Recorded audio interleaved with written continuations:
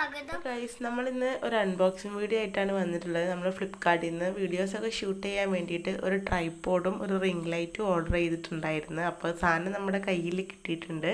കിട്ടിയ പാടനെ നമ്മളൊന്ന് അൺബോക്സ് ചെയ്ത് കഴിഞ്ഞതാണ്. പിന്നെ വീഡിയോ എടുക്കാൻ വേണ്ടിയിട്ട് നമ്മൾ അതുപോലെ തന്നെ സെറ്റപ്പാക്കി വെച്ചതാണ്. എമൗണ്ട് വന്നിട്ട് ഒരു 500 ബിലോ ആയിട്ടേ ആയിട്ടുള്ളൂ. നമ്മൾ സാധാരണക്കാർക്കൊക്കെ അഫോർഡ് ചെയ്യാൻ പറ്റിയ ഒരു റേറ്റ് തന്നെയാണ്. അത്യാവശ്യം നല്ലതുപോലെ തന്നെയാണ് നമുക്ക് പാക്ക് ചെയ്ത് കയ്യിൽ കിട്ടിയിട്ടുള്ളത്. ഇതിൻ്റെ കൊലപ്പം ഇങ്ങനെ കാണുന്നത് ഫസ്റ്റ് നമ്മളൊരു അൺബോക്സിങ് കഴിഞ്ഞതുകൊണ്ട് തുമ്പിമോള് ഒക്കെ വലിച്ചു പറിച്ച് ദൂരെ കളഞ്ഞതാണ്.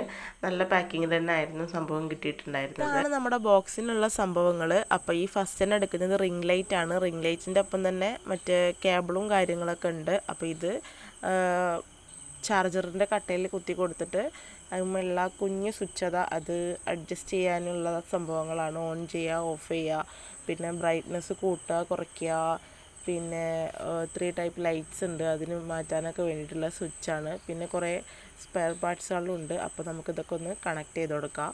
ഏത് ആംഗിലേക്കാണ് നമ്മൾ ലൈറ്റ് അഡ്ജസ്റ്റ് ചെയ്യേണ്ടത് അതിനനുസരിച്ചിട്ട് ഈ സ്ക്രൂ ടൈറ്റ് ചെയ്ത് കൊടുക്കാനുള്ള സംഭവമാണ്. ഇത് നമുക്ക് ആ സ്റ്റാൻഡിൽ ഫിക്സ് ചെയ്യാനുള്ള സാധനമാണ്. നീളത്തിലുള്ള ബോക്സിലായിട്ടാണ് ഇതിൻ്റെ സ്റ്റാൻഡും കാര്യങ്ങളൊക്കെ വന്നിട്ടുള്ളത്. അപ്പോൾ നമുക്കിത് പുറത്തോട്ട് എടുത്തിട്ട് ഇത് എത്ര ഹൈറ്റിൽ നമുക്ക് കിട്ടും, ഇതെങ്ങനെയാണ് ഇതിൻ്റെ പ്രവർത്തനം എന്നൊക്കെ നമുക്കിതൊന്ന് നോക്കി നോക്കാം. ഇതിൻ്റെ സ്റ്റാൻഡൊക്കെ ഒന്ന് നിവർത്തിയിട്ട് സ്റ്റേബിൾ ആവുന്ന രീതിയിൽ ഒന്ന് റെഡിയാക്കി വെച്ചതിന് ശേഷം ഇതിൻ്റെ മുകളിലായിട്ട് ഇത് അങ്ങോട്ടും ഇങ്ങോട്ടും മൂവ് ആവാതിരിക്കാൻ വേണ്ടിയിട്ട് അടിയിലൊരു സ്ക്രൂ പോലത്തെ ഒരു സംഭവമുണ്ട്.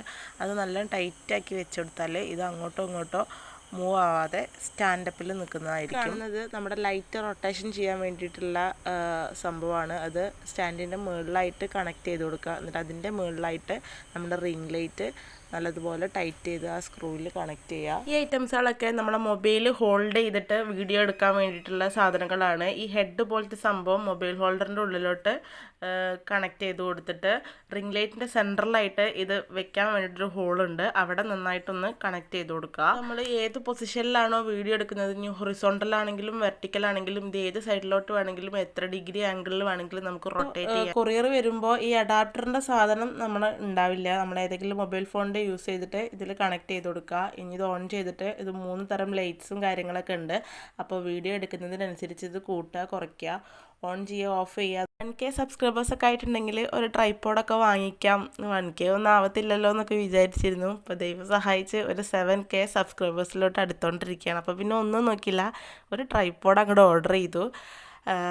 ഈ സംഭവങ്ങളൊക്കെ വെച്ചിട്ട് നല്ല രീതിക്ക് വീഡിയോ ഷൂട്ട് ചെയ്യണം എന്നൊക്കെ ആഗ്രഹമുണ്ട്. നിങ്ങളുടെ സപ്പോർട്ടും കൂടെ ഉണ്ടെങ്കിൽ ഉറപ്പായിട്ടും ഞങ്ങൾ നല്ല നല്ല വീഡിയോസായിട്ട് വരുന്നതായിരിക്കും. അപ്പോൾ ഇന്നത്തെ വീഡിയോ ഇത്രേ ഉള്ളൂ. ഇഷ്ടപ്പെട്ടാൽ ലൈക്ക് ചെയ്യുക, ഷെയർ ചെയ്യുക, സപ്പോർട്ട് ചെയ്യുക. അപ്പോൾ അടുത്ത വീഡിയോ ആയിട്ട് വരുന്നവരെ tata bye bye, see U.